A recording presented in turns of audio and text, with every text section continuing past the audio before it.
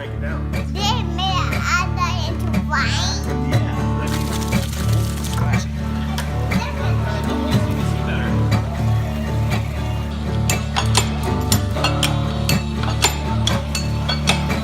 I wanna tell you a story the only way that I can. I'm just ready.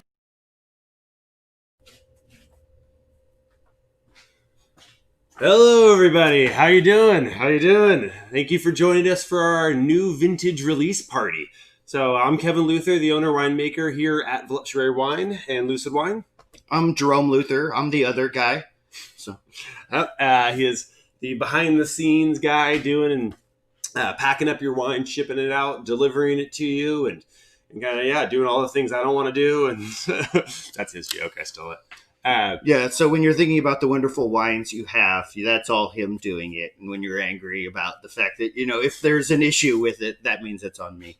So, we work together as a team very well, and we really appreciate you guys supporting us through this last year and a half since I launched my first vintage last April to friends, family, and word of mouth, and just a real quiet announcement. And a few hundred friends bought some bottles and cases, and many of you guys watching are some of those first folks that ever bought the wine. So thank you so much for supporting me when I was just, I made a few barrels of wine and launched, and everyone told me I was crazy and, oh, what are you doing? Just keep the day job making wine for other people and take the paycheck and run, And but I insisted I wanted to do it my own way. I wanted to make my own wine and launch that. And you guys all got behind me and supported it from day one. Just this huge groundswell of friends and family buying more wine than I'm sure they could really drink, and spend their paychecks to help support my dream.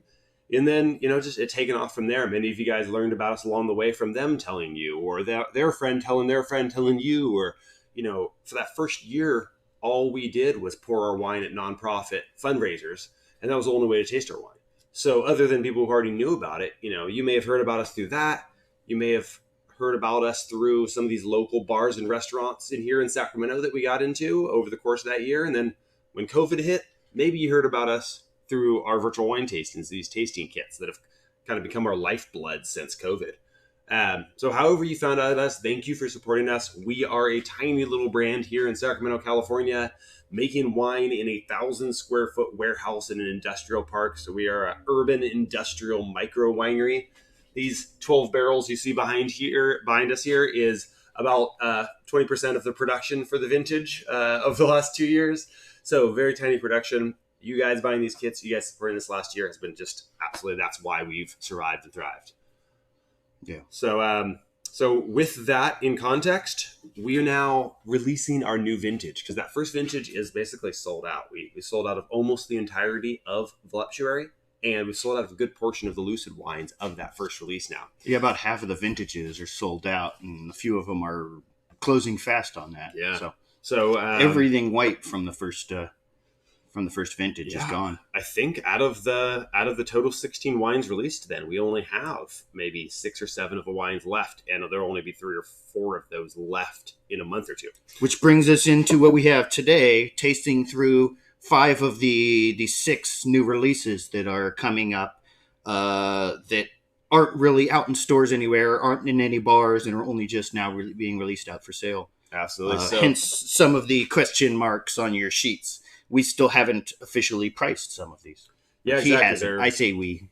They're hot off the presses. Absolutely. I'm in the final stages of bottling these. So if you guys were to order these after today's tasting because you loved them, we'll get them to you in a couple of weeks. Hence the Jerome made labels. Yeah, especially the Chenin Blanc. That is a brand spanking new wine. I did not make a Chenin Blanc last year. Ooh, I get to which one are these pretty glasses? I'll go for this one. So is this one a skin contact wine like many of your other whites, or is this a more traditional white? So the Chenin Blanc, it is a little bit of each.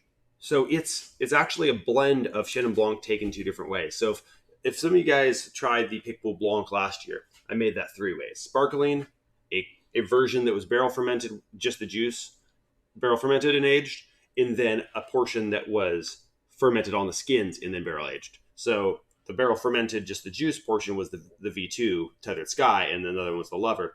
In this case, I made those two portions. I made one barrel fermented juice that was lighter and fresher, more citrus and crisp characteristic that is more commonly associated with Chenin Blanc. And then I took the other half of it and I fermented on the skins. A portion of whole berry and some crushed grapes.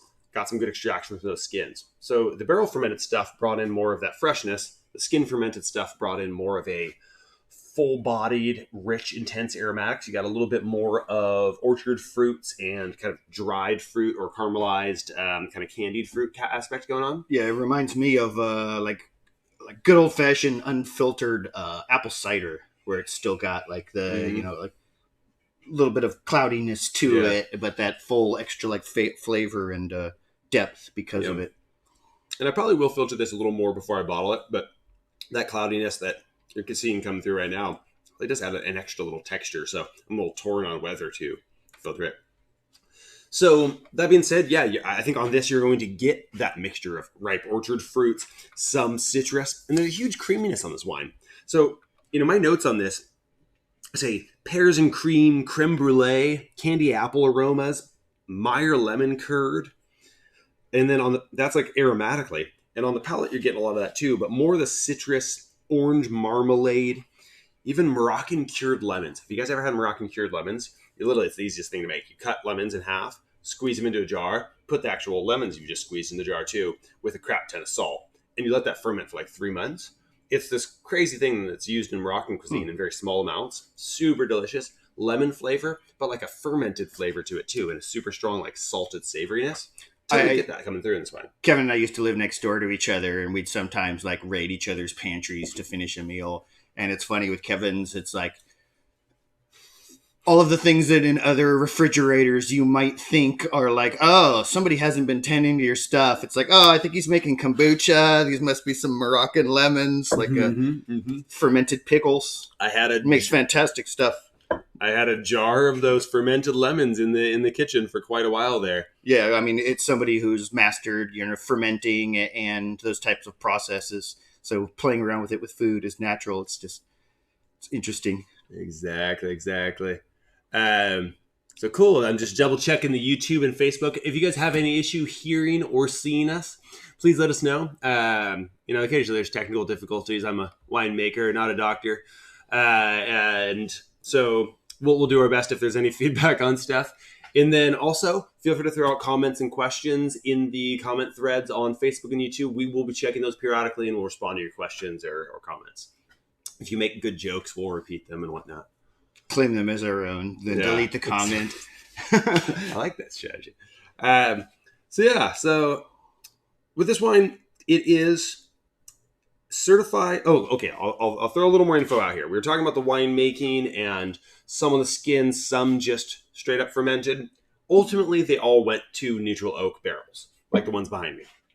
And then in those barrels and during the aging process, I left the yeast lees in there. So you get that yeast lees gives a creaminess to the wine.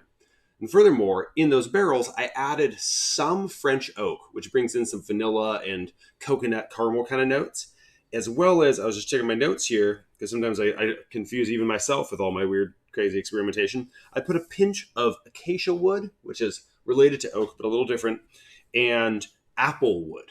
So the acacia kind of, for me, brings out like this white pepper spice, and then apple brings out an apple note. The acacia can also bring out a floral note sometimes. Interesting. Yeah. So not too heavy use of those, but just a little flavor. And then I aged them for about 6 months in the wood, and then transferred them to stainless steel barrels and tanks, and then filtered and aged them there for a while, and they're still aging, about to get bottled. It'll end up being about 10 months when it's all said and done. And then for the wine geeks to know about malolactic fermentation, this went through natural malolactic fermentation, which is that bacterial fermentation that turns malic acid to lactic acid and produces diacetyl as a buttery side product of this fermentation. It's what the same product that makes diacetyl is naturally produced this way. Thanks for keeping it all in layman's terms. Right? Yeah. Simplifying the thing. I get wine geeky. It gives a buttery flavor to the wine is the take-home message. So you might notice that on this. Yeah, I definitely get that on here. I could see this being a nice pastry pairing as well, because some of that buttery flakiness, kind of like some of your orange wines that you've done before. Yeah. So with the orchard fruit, lemon pairings, I could see this being really great with like a pie, apple pie or peach cobbler or something like that. Totally. I know we're not into food yet, but I go with what I got. I don't know any of these wines yet. We don't have any pre-established food pairings, so I'm just kind of figuring it out. I'm going to grab a pen because that's actually one of the sub-themes for me of today's show is I don't have food pairings for these either. I threw out a few, but I kind of made them up as we went. That's on us, guys. I want you, as you taste these, we get to the food pairings as the last thing. So taste it and throw out some suggestions, and then we'll compile it together and write it down. The official spiel. Exactly. So you guys can help contribute to my tasting notes. We can all go home and keep drinking this and trying it with different food too. But over the course of today, we'll create the food pairings. But what I love about what you just said is, so this wine, okay, just to finish up the grape winemaking notes, this is, as I mentioned, Chenin Blanc, certified organic from the Monterey region, from the Carmel Valley, from Heller Estates, now called Massa Estates, but Heller Estates, fairly famous organic vineyard down there. But what I was going to say was... That makes total sense, by the way, because it tastes like a seaside wine. That mineral, crispness, citrusy, Yeah, that vineyard's pretty cool, and it definitely has that awesome coastal influence. But speaking to the pie thing you were saying, and this, you can really see this wine going well with baking, baked stuff. My life pairing for this, or bacon, yeah. Okay. My life pairing for this is my hot kitchen baking day wine. Making pies, making lemon curd, making creme brulee, canning pears, stuff like that. I almost said lemon curd as well. Yeah, that's fantastic. I think that's perfect. You drink it while you're doing that, use a little bit instead of your vanilla, and boom. Exactly. Fantastic hot kitchen. Just throw this in the freezer to get it ice cold, drinking this while you're in the hot kitchen. You know me so well. So good. That's my life pairing. And then my music pairing for this.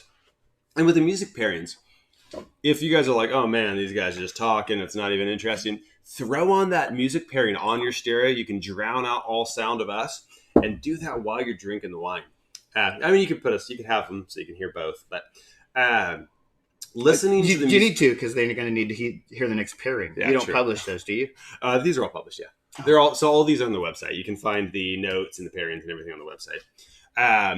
On our virtual tasting room page, under the event tab down, each one has a PDF with a link. So I should know that, but it's good for us to say it, because it's a good reminder, actually. They might not either. Yeah, I meant to mention that, so thank you. So the music pairings for this, Aqueous Transmission by Incubus, which I know you're thinking Incubus, you're like, what, really, Incubus? But this song is freaking outstanding. It's so chill. You feel you're floating down a quiet river in a Buddhist wonderland. It's just super chill. And I don't know the song, but Aqueous Transmission, it basically sounds like a long-winded, term for drinking. Right? Anyway, cheers. And then an alternative music pairing, which is a little more energy, because while this wine is very smooth and creamy, it does have some energy to it, for sure. It's a lively wine. It still has some bright acidity. Something that still has that chill smoothness, but with more energy. One Day by Modest Yahoo. That song I do know. That's a good one. Dope song. Yeah. Super uplifting. Just, powerful song. And then my literary pairing. And for those who haven't seen these before, my literary pairings are kind of meant to personify the wine. The wine's not a person, so I guess encapsulate the wine in a literary reference that just sort of captures the energy and spirit of the wine. The music pairings and the life pairings are kind of conceptually the same thing too, So the literary pairing for this is from the poet Tony Hoagland in his collection Donkey Gospel, which I think is just a lovely name.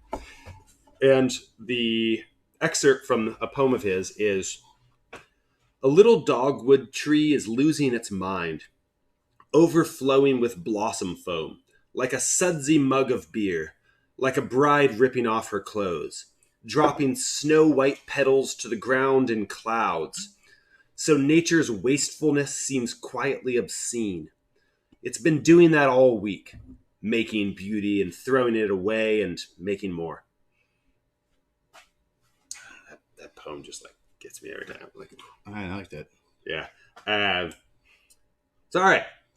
Now, one last Before thing. we jump off, I was just smelling this again and Mm. thinking through. I think another good pairing for this could be like a lemon pepper chicken, or fish with lemon and black pepper. I like it. I like it. It's got that crispness. It doesn't really have the spice, but I think the spice would pair well with it. Yeah. So Anna Rafferty agrees. The lemon curd stuff going on, and You got another music pairing being suggested as well, Kevin. So that's good. acid rock, Jefferson Airplane. All right, cool. Yeah, because it's got that like acid kick to it. That's something that I think is fun. What makes Kevin's wines really accessible is winemaking has always had these standard things it pairs with. Either types of chocolate or just foods. And granted, I do focus on the foods a lot, but there's no reason that it can't also be paired with like a life experience or a beer or a work of poetry. And it's really fun to think about it. And I love that you guys are jumping in because catching the mood of a wine in a song or a quote or a food pairing as well, not to knock the old thing, but like, why stop there? Right. And I think it makes it easier to connect. Oh, this is my gardening wine. Oh, this is around the campfire. This one's for special occasion. This is my fucking date night wine. Exactly. That makes it really powerful, not only as a wine drinker, but like just as a life experiencer, Right. Now, like, okay, cool. That's like, I feel where I'd use this wine in my life. So, yeah, I've always thought that. Like, wine is both very complex and interesting. And, it connects us to the agriculture and the land it came from. It connects us to the workers and the people behind it, the artistry. It connects us to the history and culture of the cultures that this came from and, where wine came from. And okay, awesome. All that's amazing. But it also is a fun drink that we pour for ourselves on a Tuesday night when we're exhausted from work, and we like lay on the floor of the kitchen, like nursing it into our mouth. And maybe that's just me, but I mean to say like you and that guy from Baywatch. I know the reference. I'll show you the reference after. Hopefully you guys get it. But yeah, it's like wine is both serious and something you drink for fun. So it's like take it seriously, but also take it down a notch. So I try to do that with my wine. All right, Jerome, thank you for okay. So we've talked about a few pairings. One pairing I noted down. I think that this being a wine with some richness, I think fish, or you could do like tofu or something, but like particularly I'm thinking salmon in a lemon butter garlic sauce. Oh, because then you get the butter added as well. It's kind of like what I was saying there, but then you add that, and then the umami from the garlic, and also it's just garlic's lemon butter garlic sauce is pretty much delicious for anything. So yeah, that's the first wine, the V10 Chenin Blanc. Yeah, if you have any questions about that, any comments, feel free to throw them out again in the comment section. Or if you're watching this in the future, because many of you guys scope out our videos after the fact and watch it post facto, which is a great way to do it. You can watch us live and interact. But if you're posting later, we'll check the comments periodically. But you can also shoot us an email, kevin@voluptuouswine.com. We're pretty responsive. Glad to answer your questions. Or heck, my cell phone number's on the website, so you can call me or text me any questions you may have. Like I say, we're a pretty small winery. And I see some people chiming in with comments. I also wanted, there's a good time to jump into, we had some shout outs this week and things going on. One that I was not aware of, but Tony Johnson celebrating their 7th anniversary doing this tasting with us. Congratulations. Thanks for sharing it with us. Yeah, also, got a couple of birthdays today. Happy birthday, Cindy. Katie had a message for you. To more wine tastings in your future. The best of besties, all my love. And also Sylvia Juarez's birthday. So Anna giving you the shout out. Anna Rafferty, which I think I see both of you there in the comments. So thanks for joining us. You're a great mother, great wife, and a great friend. And then smiley face. She put it, I don't know, I was supposed to read it out. That's like a director's note, I think. He's like Anchorman. He'll just read anything that's on teleprompter. So you guys can just send him notes and he'll read them. Yeah, actually, like this entire show, Kevin actually has scripted out in back. He even has me saying this now. Ooh, that's meta. All right. So this next wine, the V4 The Source. This is a red blend of Pinot Noir and Grenache. So Pinot Noir, known for having, it's being a lighter red wine. It has this beautiful kind of black cherry, strawberry fruit, but also known for having a nice like black pepper spice, but also this tomato leaf green spice, tea leaf sometimes. And in some of the coolest Pinot Noirs, especially European or older Pinot Noirs, you can get into a kind of earthy, almost mushroom quality. I really get that black pepper and like some of the tomato, like vine and leaf. Yeah. But in this one in particular, that black pepper is really showing up to me on the nose. And what I love about it is it being a blend of Pinot Noir and Grenache. You get some of that characteristic from the Pinot Noir, and then you get some of the Grenache, which has a lot of overlap there, but maybe more of like a bubblegummy red fruit and like, more almost artificial or bright red fruit. And then it also, it just has maybe a little more stemmy character to it. So really interesting companions. They make sense together, but they're not traditionally blended, and I think it works together here. Right, and this is going to be a fun one. If you look, and actually, well, it's sort of listed on your sheet, not as the name, but as the grapes used. These next three that we're going to be trying are a blend of this wine and this wine. So you're also welcome to, you can drink through. We've got them in the glasses. That's how we're going to be doing it. But you can even taste between the three and see, okay, this is what he's talking about with the Pinot Noir. Mm-hmm. This is the Grenache and the flavors that it brings. And here's the blend created by, mixing them together. Exactly. So it's kind of cool. I mean, you see that like you'll see that aspects of the individuals, but then blended together, you'll see that it's generally a much smoother wine and a much more balanced, rich wine. Whereas the individual ones tend to be a little more extreme in their flavor profile. Blends always tends to balance out because you kind of round out the sharp edges whenever you start mixing things. So, which is a good thing. It gets a bad rap, but if you're focusing on making good wine rather than just like being pure about it and following industry rules or whatever, then you can make a better blend than you would have with just one wine. I mean, there's a reason why blends are like the fastest growing part of the wine industry. People love blends. They taste smooth.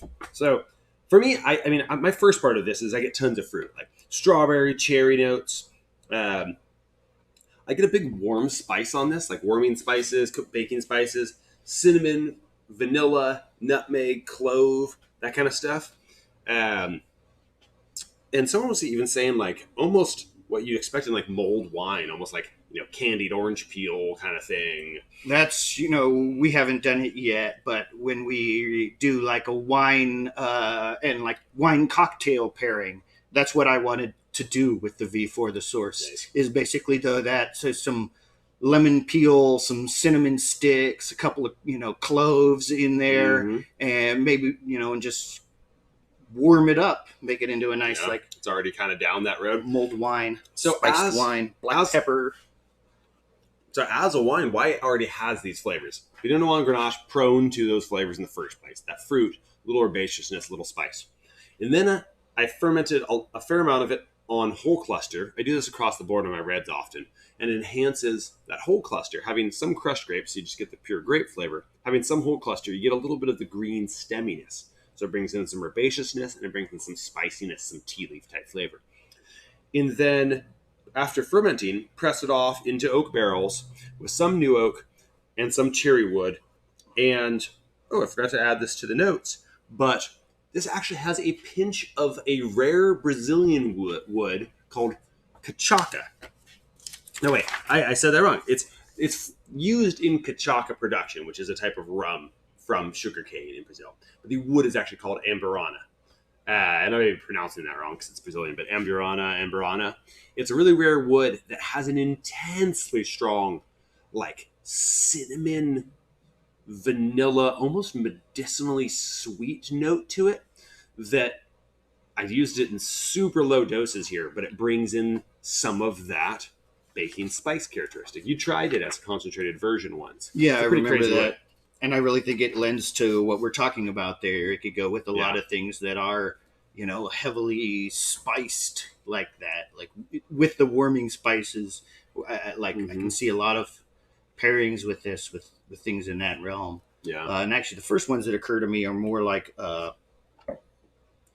savory like I was going to say, like almost like a cinnamon spiced duck, or like pork, or like something with a chorizo flavor, Oh yeah, because that also has some warming baking spices yeah, mixed in with some chili, powders and peppers, and that would, I think, really play off this.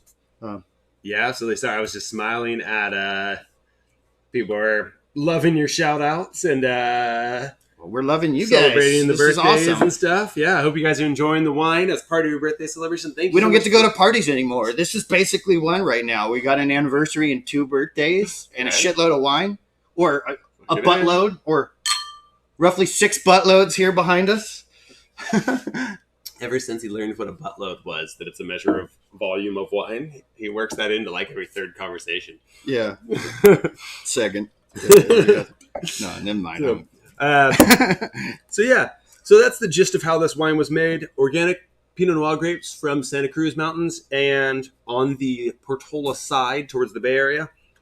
And then the Grenache is from Star Canyon Vineyards in Calaveras County. So awesome blend, interesting winemaking.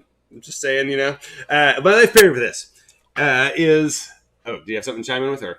Well, I was just going to say we have we have a completely voluptuary lineup today, because, the voluptuary was debuted first. They ran out first. That's what we're debuting now. When Lucid gets closer to that point, I'm sure there'll be more of those. But that means that everything that we're tasting today is fully organic, as well as the vegan, sulfite-free, and all of that as well, right? 100% certified organically grown, and oftentimes even biodynamically grown. So, yeah, if you dig that stuff, this all has it.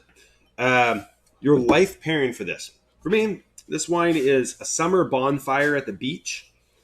Or, it doesn't have to be summer. You could do a bonfire in the redwoods when there's no fire, like not in the redwoods, but like, in a redwoods region like Humboldt, when there's no fire danger. And then, a friend's playing a guitar, your belly is full of barbecue and wine, a spliff is being passed around the fire pit, and it all just brings you one step closer to Nirvana. Couldn't get that last bit out. I like that. The one in the middle especially makes sense to me with this. Like you said, it's got like those mushroomy, umami flavors. It just... Well, yeah. As much as Forestbed is the next wine, this one definitely evokes that feeling to me of being under the canopy, Exactly, right. in a deciduous forest. So then my this being a pairing, a blend of wines, I chose a song for this, which is a duet by John Prine and Iris Dement called "In Spite of Ourselves." If you guys don't know that song, that's a super fun song. Play that as you're drinking this wine. Check it out. It's like 2 really quirky individuals who are like a really good match, So they're really distinctive on their own, but like in a weird way, even though it doesn't seem like it would work, they're actually a great match. So cool song, really funny too. Kevin, can you explain what loam is? That's a very good question from Anna Rafferty. She's fun because I have no idea what that is either. Yeah, I think you told me that. It's a term that I know so well that it's kind of hard to explain, so to speak. We use it all the time. So it's a soil type, but essentially you have in soil. There's a lot of different like cross sections of what you're looking at, and so you have a lot of soil is based from a geological origin. Which, for example, like you would have in the Sierra foothills a lot of times, which is what in this case you have decomposed granite. So the mountains were granite geologically. Like volcanic granitic formations in the mountains decompose over time into granite. That and into decomposed granite, which gets to a point where it becomes almost sandy. So then you have sandy decomposed granite. So I describe that as being sandy loam. So the mineral component of the soil is sand derived from granite as decomposed granite. The loam component is essentially the organic matter component of it. So if you have really, really richly organic soil, like you would down in Clarksburg or really fertile valley regions, that tends to be silt. As you get into something that's a little less rich, but still like a nice soil with some organic matter, that's typically called loam. and then you get to the point where it's no longer a sandy loam, it's just sandy or sandy rocky soil. So it's like a somewhat agricultural soil with a high sandy component from decomposed granite is what this particular soil is. That was a really complicated bullshit answer. Right, it's decomposed granite. I was actually like, as you described that, I was thinking about it. I was like, wait a minute. I actually said what loam was on a previous show. It's like, I don't know. Memory is a crazy thing. So, yeah, there you go. So then, with this wine, my literary pairing for this is from Russell Brand. My Bookie Wook is the name of the book. And the quote is, "We all need something to help us unwind at the end of the day. You might have a glass of wine or a joint or a big delicious blob of heroin to silence your silly brain box of its witterings. But there has to be some form of punctuation, or life just seems utterly relentless." That's pretty deep. That's intense. Yeah, so, and I think although he focuses on drugs there, and, having a punctuation at the end of your day, whether it's a glass of wine or heroin or weed, that could be an exercise at the end of your day. That could be, some ritual you have at the end of the day, but just putting punctuations and rituals and celebrations into your life. So it's not just like work, sleep, like having those celebrations, having those punctuations in your life, I think are just a wonderful, important, critical part of a life. Oh, interesting. Yeah. That's kind of what I take from that. That makes more sense. Yeah. I love the quote, but it definitely comes off like I find it so funny and uplifting. And whenever I say, people are like, "Oh, that's depressing," I'm like, okay. Well, the way it sounded to me is that the punctuation was needed from that, not that was the punctuation to like put a the extra embellishment on, like, the ends to the sentence of your day, but that something like that is nice, enjoyable. But then, there needs to be an off time from that as well. And I don't know which is which, but that's why I was like, oh yeah, I like your interpretation better. It's because when you read it, that's what I heard. And maybe that's what other people are hearing. I'll keep that in mind. Dude, I walked into an intervention. Yeah. Gives me the alcohol, man. Like, sorry. Right. We do drink a lot of wine around here, and certainly as part of the day-to-day going on. So, this is kind of an awkward, segue at this point here, but I also wanted we have another anniversary, 31 years together, James and Sabina. Sabina Kobylinski-Tognazzini, I believe. That's awesome. So do we have two anniversaries and 2 birthdays? This is awesome. This is a good show. This is a great party, guys. Yeah. Cheers. And so food pairings for this. My mind, I love how you said cinnamon duck, like that kind of influence. Peking duck style. Yeah. I still left a pairing we had from a previous wine that it's a different wine now, but I actually stole the pairing because I thought it still applied, was jerked quail with cornbread and ginger stuffing, black bean puree, carrot and cilantro slaw, and micro cilantro. Locales Sacramento made up that recipe. Well, and I just think that still works here. Yeah, and a lot of that actually sounds very much in line with what we were saying of it making sense as like a forest wine. Those are the type of things that live there, the type of ingredients that would thrive where this wine should be enjoyed. Mm-hmm. So, yeah. So I think that kind of thing, and just right along with what you were saying, chicken, pork, duck, fowl, sort of the white meats, but especially on the flavorful, gamey side of things. Exactly. Not like your fish or chicken, like the crisp stuff with the Chenin Blanc. You want something a little funkier, more flavor to it. And if you guys have any pairings for this, please shout them out.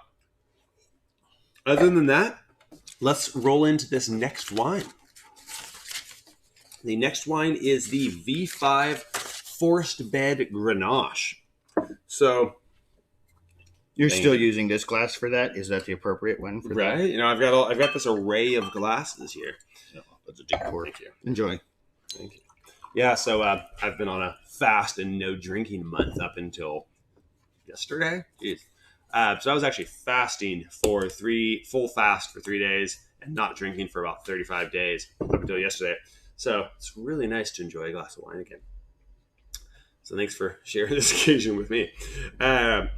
This Grenache For me, so this is from a vineyard up in El Dorado County, very high elevation Grenache. And this vineyard really expresses, it's an organically and biodynamically grown vineyard, Narrowgate Vineyards. Frank grows this, is the name of the grower. And for those of you who don't know what biodynamic is, you know pretty much what organic is. So if organic is vegetarianism, then biodynamic is like veganism. It's all the same things, but it's taken a step further. They've just got higher metrics, higher, like more and more things that they do. You know, that's just a metaphor. It's not direct correlation, but it's organic, but stepped up another notch. Yeah, treating the vineyard as an ecosystem largely. And Frank is a super cool dude. I like that guy and his wife. Sure. So yeah, this vineyard being higher elevation, biodynamically and organically grown, for me really expresses some seriously, like it has beautiful fruit to it, but it also has structure and some spice and earthiness and herbaceousness that some Grenaches can be too simple and lacking, lacking structure. Grenache can be like a nice wine, but just kind of like, all right, it's done. And I think is that why it's not one that you see out on the shelves much? Is that it just doesn't work well as a standalone generally? I feel like it's a wine that oftentimes has trouble finding its natural balance because it in most vineyards it tends to express itself as a very light wine and almost a rosé. And then this one did not. Last year's version was a lot lighter. Yeah. But in general, it makes a very light wine. So a lot of winemakers go out of their way to try to make it darker. But then they're adulterating the wine so much with blending grapes and getting the grapes really, really ripe to try to get more color out of it. Mm-hmm. That by the time they're done with it, it's just kind of this Frankenstein wine that never really expresses what Grenache really is. Frankenwine. Yeah, Frankenwine. That's exactly, yeah. I'm in charge of puns as well. Bad puns and food pairings here. Yeah, so it becomes a Frankenwine, yeah. And it becomes something that it's not, you know? And it's like a wine like... People who love Grenache don't like it because it's not really Grenache anymore. And people who don't like Grenache still don't like it because if they want a bigger wine, they're just going to go get a cab. So Grenache really has never found its place, except amongst people who know Grenache and seek out ones that are made in like a more honest, like letting Grenache be what Grenache is. Which Grenache really kind of wants to be something closer to a Pinot Noir. Not a Pinot Noir, its own thing, but in that realm of a lighter red. So this vineyard, it's a standard Grenache, but has a definitely like more full-bodied characteristic. So then, again, fermented this on some whole cluster, aged it on some cherry wood, French oak, and a pinch of Amburana again. You can totally tell the cherry in here. That's one of the predominant flavors I get. Sorry, I didn't mean to interrupt. I was thinking earlier when I was thinking about the wine, trying to think of pairings of cherry over and over. My mind kept drawing back to there. And when you said the cherry wood, I was like, sorry, I didn't wait for the sentence to finish. No, cherry wood, you said oak and Amburana? Yeah, so a pinch of the Amburana again. Listening. So you do still see that influence again, but definitely the cherry wood comes through here. And I think a lot of that is because this wine just has so much natural cherry that it is accentuated in this wine from the fruit itself. And that cherry just helps elevate it a bit. And this also, let's see, okay, that's all the winemaking. I'm just going to roll right into my pairings here. The life pairing for this is a trip. It could be anywhere, a trip, camping or internationally, or a trip in your mind. But a trip that challenges you, pushes your boundaries, perhaps even breaks you. And afterwards you heal and recover and tell stories. And in the telling and the healing, you find you're stronger in the broken and healed places, proud of what you've accomplished, renewed and powerful. So I don't know if you ever have one of these trips. You hike and you're just like, fuck, this sucks. This is so hard. And it's like not kind of that fun at the time, but afterwards you're like, I fucking climbed a mountain. And you just feel like strong the next day. You feel like I could do anything. Something like traveling sometimes. You go somewhere and at first it's like intimidating, crazy, and overwhelming. And afterwards you're like telling stories about an amp for months and years. It propels you towards the path, I think oftentimes the things that are the most challenging like help us grow the most. I don't know. I feel like this wine is a wine that's like, in a way, it has a gentleness and a lightness to it. Mm-hmm. But then it's like, it's got a inner strength behind it too, like a power behind this gentleness that I think, I don't know, that aspect of this wine put me down a rabbit hole of metaphor. Yeah, no, I like that. I like far as preparing for this, I trust you on that, but I really like what you're saying as far as that, like, growth, evolution. It is getting stronger. It's painful. You break the muscles down to build them up Yep. in whatever in life, and I love that approach there. And thinking of that as a life experience with this that's Yeah. fun. I like that. So there's my life experience pairing. And then my music pairing is The Journey by Soul Rising. It's an instrumental song, but it has an energy that kind of matches everything I just said. And it's called The Journey, so makes sense. And then my literary pairing is from Yvon Chouinard, the founder of Patagonia. And it's actually, I heard this quote in the movie 180 Degrees South. It's a really cool movie. About a trip that he took with some friends. So the quote is, "The word adventure has gotten overused. For me, when everything goes wrong, that's when adventure starts." Yeah. I agree. That's a great quote. I like the embodiment of this wine you've chosen. Yeah. So it's like, anyway. It's a little rabbit hole of metaphor I went down, as I said, but That's fun to do, though. Figure out what mood that puts you in. It might not be the same for everybody, but you're showing how to do that. Like that's awesome. So the food pairings for this I came up with, I thought like smoked Gouda would work really well with this, because there is like it's not that this wine has tons of smokiness. It has a little bit, but adding that to it adds on to the richness this wine has, and that rich component I think is what matches with the creaminess of Gouda. It's got like a sweetness and fruitiness that I could see pairing well with things like that, some cheeses, because it would like balance them out. I could totally see that. I was thinking more like a goat cheese, like chèvre type of cheese. I don't know if I'm saying that right. Yeah, I can never pronounce that one. Brett chèvre.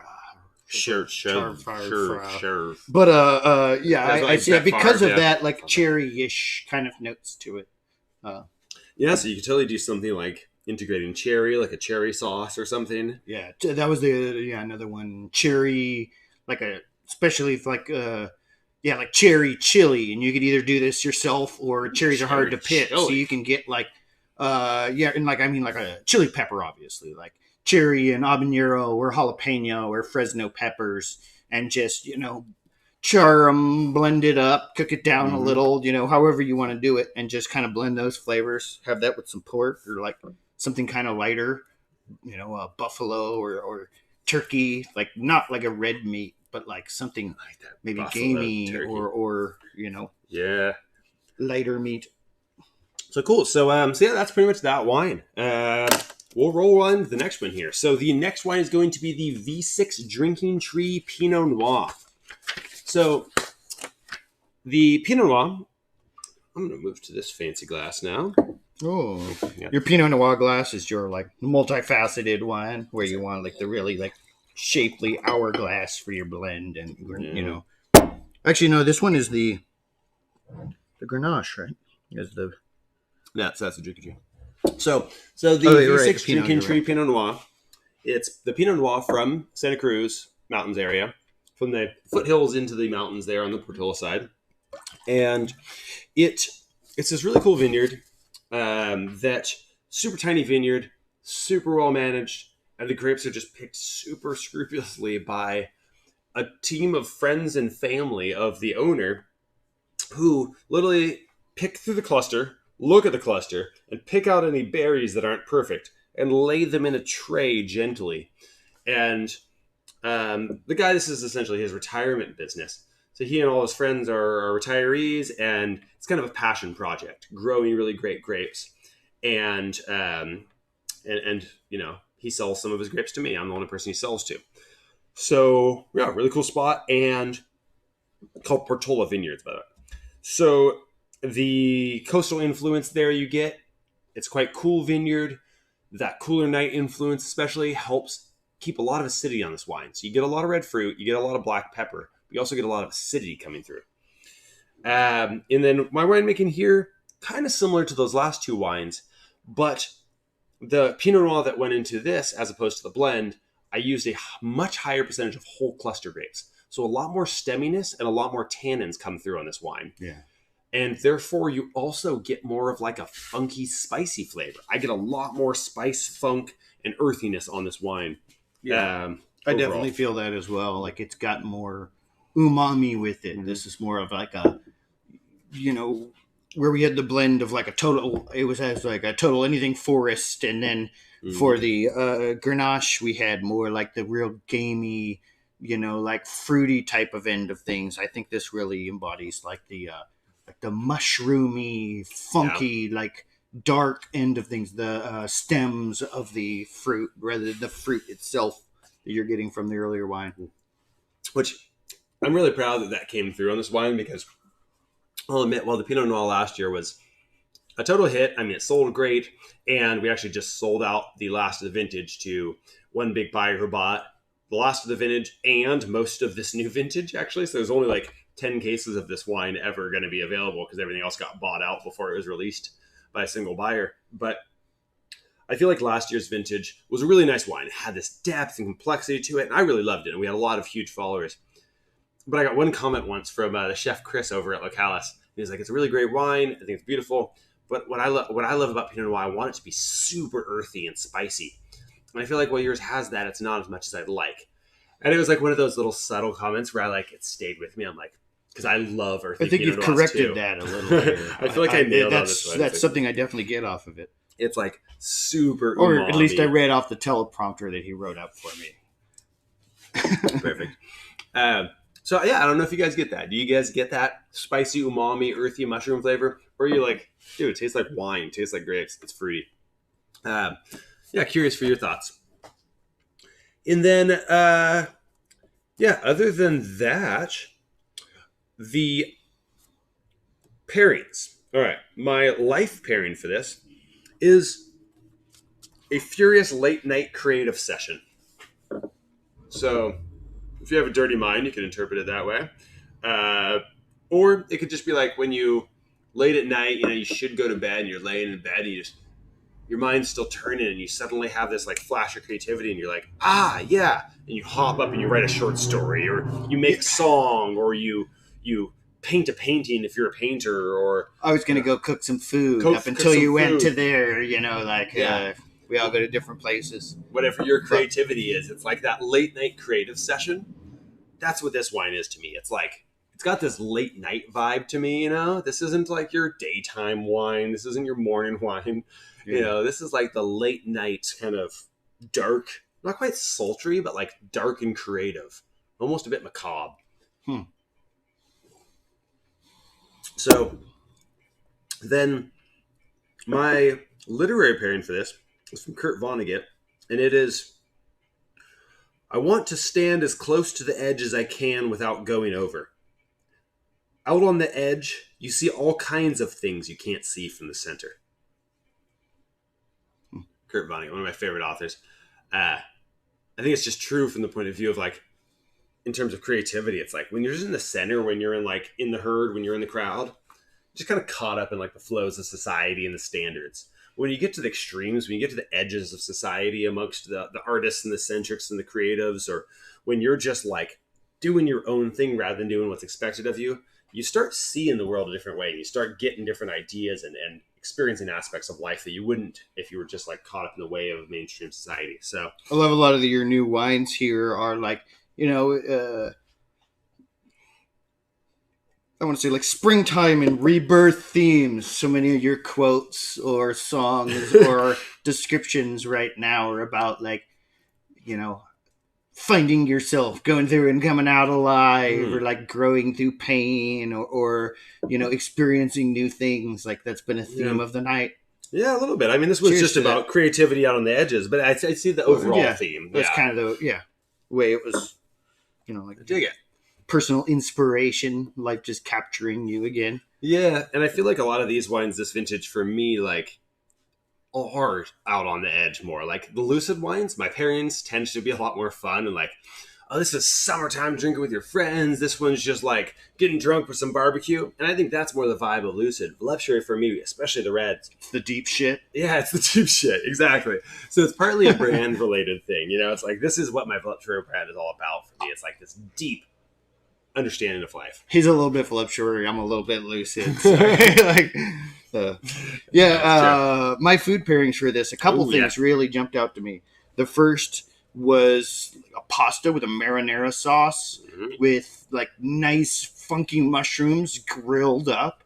Like get some shiitake, some oyster mushrooms, some portobellos, get a nice char mark on it, and throw that in with like a deep red sauce pasta.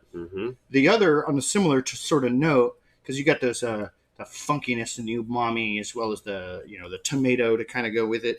Is a caprese salad. You get your tomato, you get your basil that gives you a little bit of like that earthy herbaceousness. Your cheese as well, but then your things like your balsamic gives it that nice like deep red note and spicy, a little bit of funkiness going on in there, and then your olive oil adds more of that bitterness, herbaceousness type of feel. So I really I think that would match a lot of the notes with this and be a very good like hot and cold pairing to go with this. I also just want that right now. That sounds or even like a nice gazpacho would be good with this. Gazpacho, that's the shooters of like. Well, yeah, it could be done different ways, but it's basically a cold tomato soup. And it's usually either done with cucumber or melon or something else added in. Sometimes chili or a little bit of lemon or some other acid. And then it's blended up and strained out through cheesecloth, and then to get out all like the solids. And then it's blended up with olive oil, and it makes it really creamy and thick. So you get like this really like deep, dark tomato, citrus, melony type of cold soup. It's I can see that farm laborers playing into some dish originally. You take some out in your thermos, stays cool all day, drink some tomatoes while you're out there. I love all the fancy dishes that like are now considered fancy that originally started as like farmers' dishes, like that, and like throw your tomatoes and your cucumbers and squeeze a little lemon and olive oil. I mean, if you live in the Italian countryside, that's what you have laying around. Blend the shit out of it, chill it. Like, why would that not be like your? I remember, I had a winemaking intern from Italy once, and he was cracking up because we went to this fancy Italian restaurant because he was kind of missing home. We all took him out to an Italian restaurant, and he was laughing because the polenta dish was like $70 or something. And he was like, polenta for $70. He's like, polenta is like what you eat when you're poor. It's oatmeal made with corn, basically. And he's like, it's like the farmer's dish you throw together when you can't afford to buy meat or whatever. Like, he's like, you got to charge it $70 as a fancy dish for polenta. That's farmer food, and it's a fantastic dish. I love polenta, but yeah, it is partially. I love it because I like taking the things that we consider low class, but they're actually fantastic. Like some of the new angles you take with wine, where they're they don't even do that. People don't do that. And just glorifying them, and I think that's the thing with a lot of high end things we look at, and that's kind of what I was laughing about. Is I agree with what he's saying. Like, yeah, it's funny because it's like almost all of our high end things were ultimately things that were just people creating from what they had, and being innovative with like the minimal things they had, like bone marrow. That was like original uses of bone marrow were largely from like poor people and who were cracking bones open to get what food they could from scraps, and it's like it was a soup ingredient for people who weren't allowed the meat. Exactly. And it's like, and now you pay like $30 for some bone marrow at a fancy restaurant. But same thing with wine. It was like farmers who grew some grapes and fermented in a bucket or a barrel, and it's like boom, now you charge $70 for it. It's crazy, right? So, and then the music pairing for this wine, Mila's Dream by Forestbed. All right. Well, now we're on to the last wine, and we're going to tie in one little thing here. You can go ahead and pour that V8, the Sower Tannat in your glass. And we're going to real quickly in a second here, as we pour that, I'll tell you a little bit about it. We're also going to pivot this camera about, and Jerome's going to tell you a little bit about our tasting kits and our subscription boxes for just a couple of minutes. A little brief interlude. Start getting that wine in your glass, swirling it, tasting it. And we'll talk about that. Swirl it really wide and stick your nose in it. That's how real wine experts do it. So as he pivots that camera, I'm just going to tell you that the Sower Tannat is a dark red grape variety, so you're going to get a lot of this blackberry, plum, dark fruit, and spiciness. It's a pretty dark, rich wines. This is our like one wine in this lineup that's like deep and heavy. So, all right, while you're sipping on that, we'll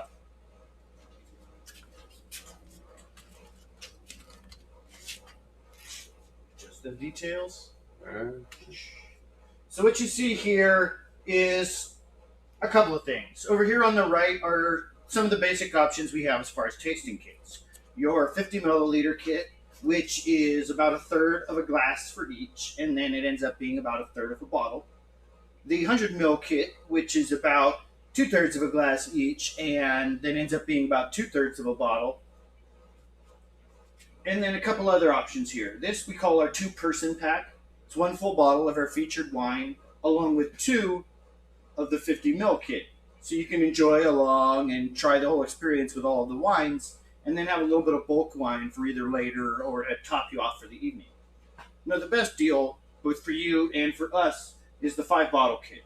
It's the same wines as these other kits, which they change every single week, but they're offered in a full bottle kit. And you get a bigger discount, you get more wine, and you get to help us keep continuing to do this. Because as much as this has been wildly successful, as a small business in these times, we are still always kind of playing it day to day and month to month. What you see over on this other side is another way that we're doing that and surviving and being successful is with our monthly kits. It's a way to commit long term rather than a single bulk purchase. You get 1 to 3 bottles a month, along with local handmade crafts and gifts, coloring books, and glittery bottles with plants, homemade hot sauce, or fancy soaps and candles, and all sorts of things along those lines. So it gives you a chance to support local artists, local growers and craftsmen, support us as winemakers, and also help yourself out because you get everything on a deal. You get all of these cool things, which I can personally vouch for, otherwise they wouldn't be on the list, and just kind of help make this whole community keep growing together. So I'm bringing you back to the front here.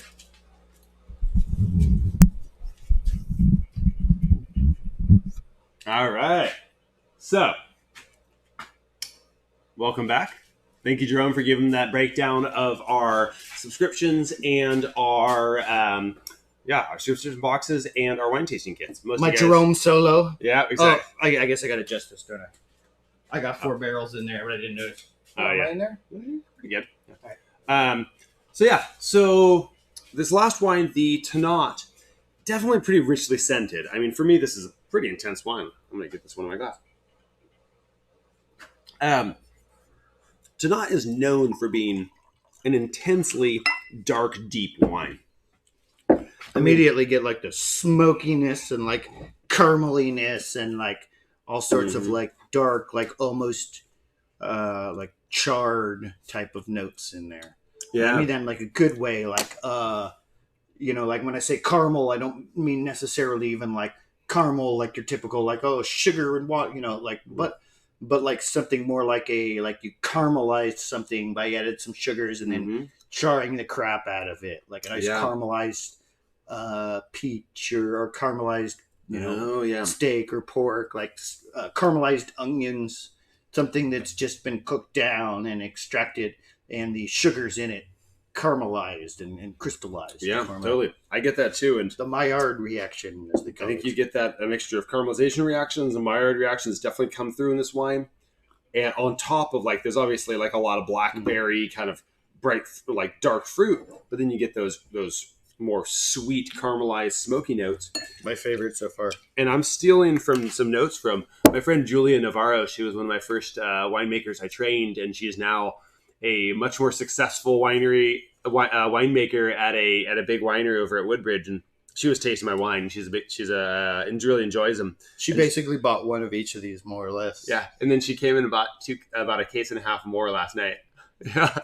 So she described this wine as having flavors of peppercorn medley. So she's like, so not just like black pepper, but like the green, the red, the white peppers in there too. Pink, Szechuan. Yeah, like all the peppercorns, and then molasses, soy sauce, and violets.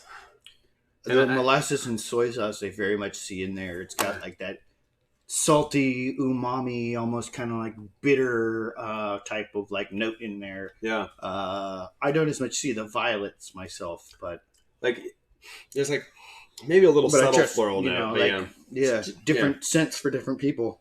yeah. And then I also feel like along the lines of that like soy sauce molasses thing, there's this like hoisin sauce kind of thing going on too. And if you can bear with me for because it sounds crazy at first, but think about not how Coca-Cola tastes in terms of like sour sweet, but like the flavor behind that in Coca-Cola, like cola flavor, almost the aromatic of cola. There's a little bit of that in there too. Well, you know, you can, and this is actually used in a lot of like Mexican dishes. They'll use things like cola in making a barbecue sauce, It's like a reduction of cola or something like it. It's almost like a barbacoa because barbacoa just means barbecue Yeah. in Uruguayan. Spanish? No, it's not Spanish. It's I'll have to check on that. Yeah. But it's you can cook it down and basically caramelize a cola, and then add your chili peppers, garlic, black pepper, you know, peppercorn medley, and that would be a fantastic pairing for this. Cook that down, you know, have a little pork tenderloin, and then pull that and throw it in there. You know, make yourself some little pulled pork sandwiches with that as a pairing for this. Yeah. That's a great Pulled idea. pork sounds good. Pulled pork or brisket. Definitely a barbecue wine. So yeah, this is organically grown Tannat from Calaveras County. Aged on oak, and my notes here are wrong. This is not aged on cherry wood. Ignore that. It is aged on a little bit of maple and hickory wood. Also, this year I used some mesquite and some amberana wood.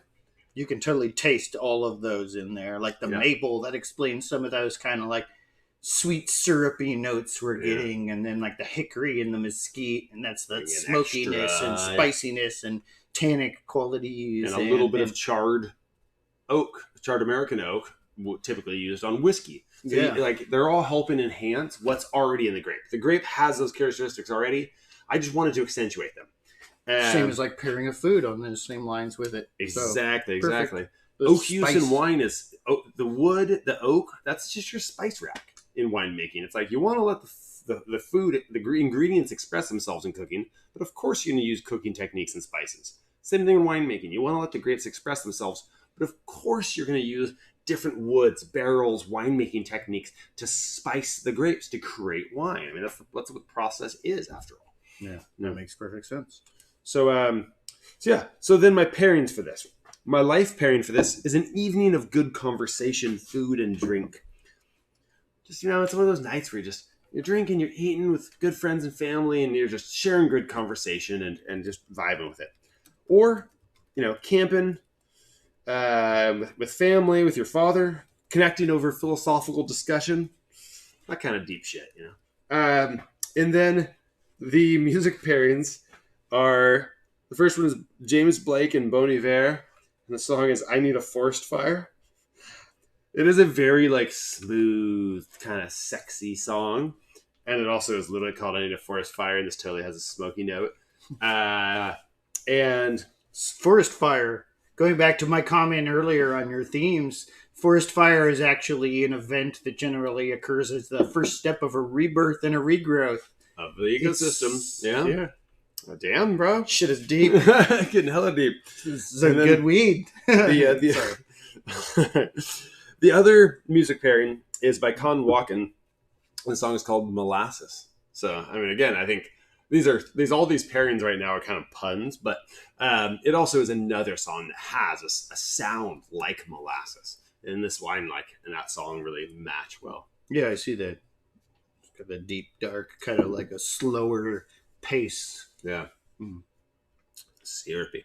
So my literary pairing is from Joan Harris, her book and later movie, Chocolat. And again, bad puns because it totally has a chocolate note to it. The quote is, I could do with a bit more excess. From now on, I'm going to be immoderate and volatile. I shall enjoy loud music and lurid poetry. I shall be rampant. He's trying to be all like rebellious and outspoken, and he's saying shall and stuff. Like, get your act together, guy. It's really, yeah. It's like I shall be rampant. Yeah, exactly. I feel like, are you wearing one of these wigs? We have to imagine this was like the person reading this. No, he threw off his wig in protest.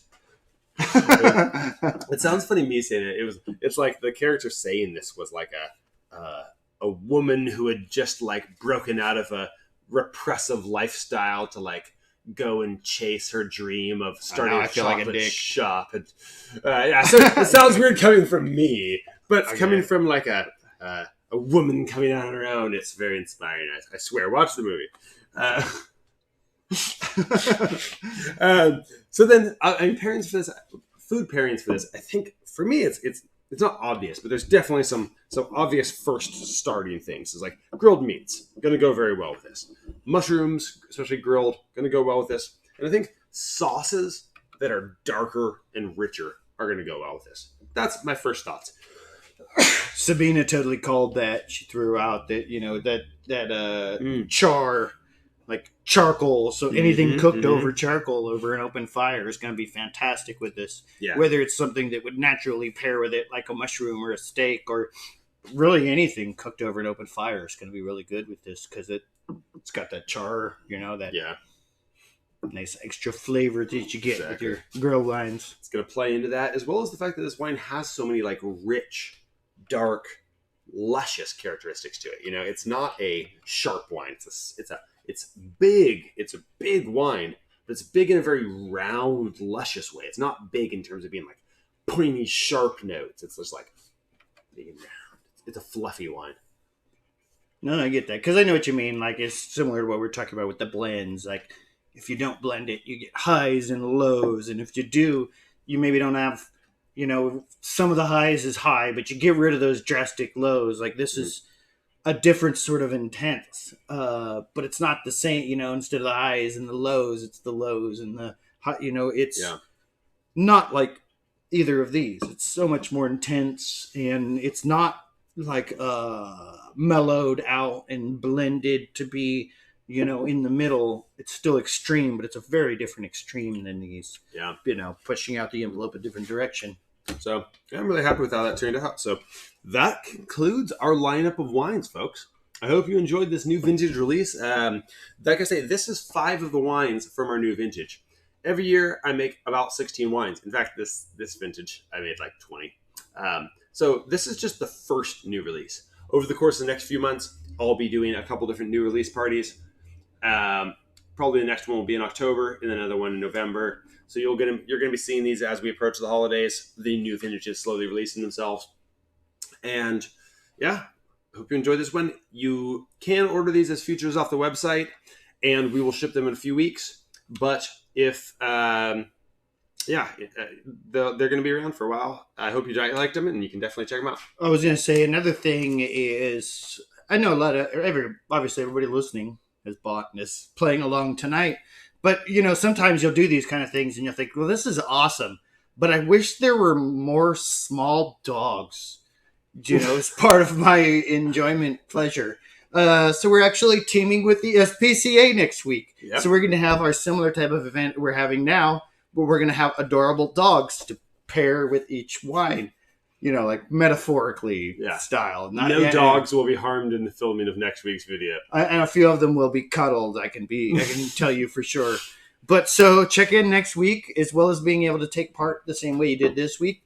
You can also donate directly to the cause, and we will be matching that. So a great way to give back to our little furry companions and all they've done for us. Yeah. And not only can you donate individually, like you can donate $10 and we donate $10 matching you, but every kit purchased for next week, $5 from us donated to the SPCA. So everything you get for next week donated to the SPCA to some degree, and for every donation, one or the other of us will give a dog a hug. It's true. And yeah, so it's going to be awesome. That's going to be a fun lineup of wines along if with we're allowed. I'm not cause. Sure. Yeah. Well, we're going to have only a limited amount of dogs here due to kind of like COVID complexities with staffing, but we're also going to be like simultaneously streaming from the shelter and all sorts of cute doggos.